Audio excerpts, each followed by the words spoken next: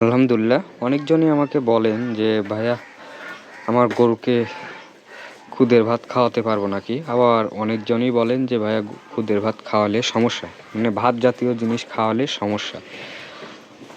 একটা কথাই বলি যে, একক জেলায় একক রকমভাবে খাবার তৈরি করে। বাট আমারটা অন্যরকম। সেটা আমি বলবো। এটা আমার ব্যক্তিগতভাবে আমি খাওয়াই। ডাক্তাররা বারণ করে যে, খুদের ভাত খাওয়ান যাবে না। কিন্তু সেখানে আমরা খাওয়াই। আমার ভাতটা দেখুন একদম এই ভাতটা মানে খুদের ভাত খাইলে কি দেখা যাচ্ছে গরুর ঘুমটা ভালো হয়। আর বেশি পরিমাণে যখন আপনি খুদের ভাতগুলো দিবেন সেই সেই তুলনায় আপনার দেখা যাচ্ছে গরুর হচ্ছে খাওয়ার রুচিটা কিন্তু হারায় দিতে পারে। মানে গ্যাসের সমস্যা হয়। ভাত খাওয়ালে কিন্তু গ্যাসের প্রবলেমটা হবে। এই জন্য আমরা যে জাম পাউডারটা আছে সেটা আমরা ব্যবহার করি যেন গরুর খাবারে যেন কোনো সমস্যা না হয়। আর ভাতটা দেখুন কোনো মারই নেই, মানে ভাতের যে একটা শক্ত একটা ভাব থাকে সে ভাবটা নাই। দেখুন একদমই হচ্ছে যে পালিশ টাইপের।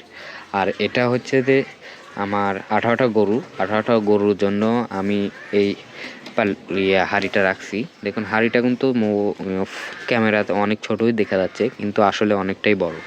আর এই হাঁড়িটা আমি তিন তিন বেলা খাওয়াতে পারবো, মানে সকালে বিকেলে। আজকে যেরকম এখন ভিডিও করা হচ্ছে বিকেলে খাওয়াবো, আবার দেখা যাচ্ছে সকালে, আবার বিকেলে, মানে 3বার খাওয়াবো। খাওয়ানোর পর শেষ।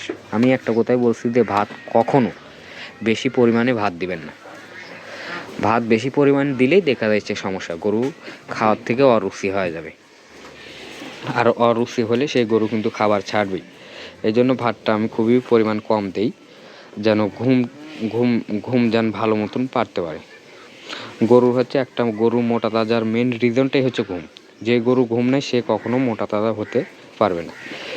আমি তাহলে দেখা যাচ্ছে যে আমি কতটা পর্যন্ত খাবার দেই সেটা আপনাদেরকে আমি দেখাচ্ছি।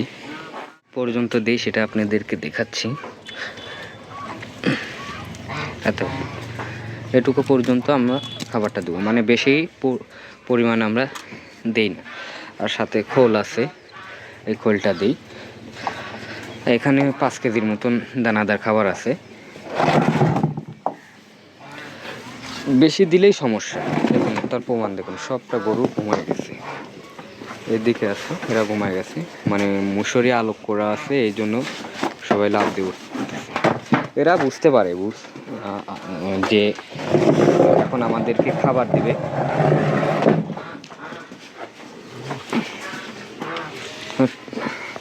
দেখ, পায়খানার যে কোনো সমস্যা সেটাও নেই, একদম ক্লিয়ার। মানে খাবার ইনশাআল্লাহ আপনারা যদি খুদের যে ভাতটা এটা যদি ভালোভাবে ফুটিয়ে খেতে পারেন তাহলে ইনশাআল্লাহ আপনারা ভালো একটা বেনিফিট পাবেন।